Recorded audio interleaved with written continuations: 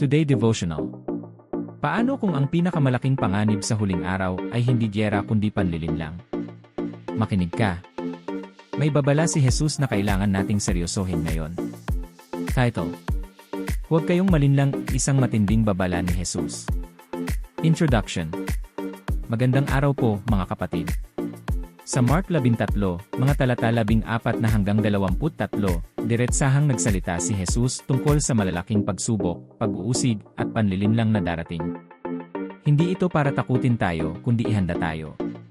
Makinig tayo sa kanyang babala, at alamin kung paano tayo mananatiling matatag sa gitna ng kaguluhan. Main Scripture.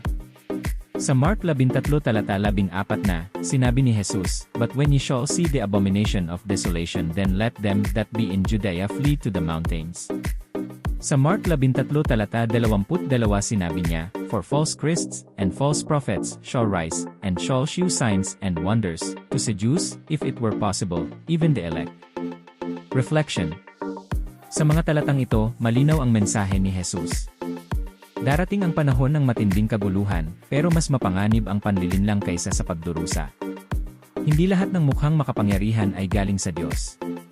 Hindi lahat ng may himala ay totoo. At hindi lahat ng nagsasabing ako ang sagot ay si Kristo. Sabi ni Jesus, "Take heed, behold, I have foretold you all things." Ibig sabihin, binalaan na niya tayo, kaya may responsibilidad tayong maging mapagmatsyag. Sa gitna ng takot, hindi tayo tinawag para magpanik, kundi para manampalataya sa salita ng Diyos. Manalangin tayo. Panginoon, salamat po sa babala at paalala ng iyong salita. Tulungan mo kaming manatiling mapagmatsyag, hindi malinlang, at manatiling nakatayo sa katotohanan. Bigyan mo kami ng discernment, tapang sa gitna ng pagsubok, at pananampalatayang hindi matitinag. Sa pangalan ni Jesus. Amen. Call to action. Kung ikaw ay pinagpala ng mensaheng ito, I like, I share, at I subscribe para sa araw-araw na devotional. I comment mo rin. Panginoon, sa iyo ako mananatili.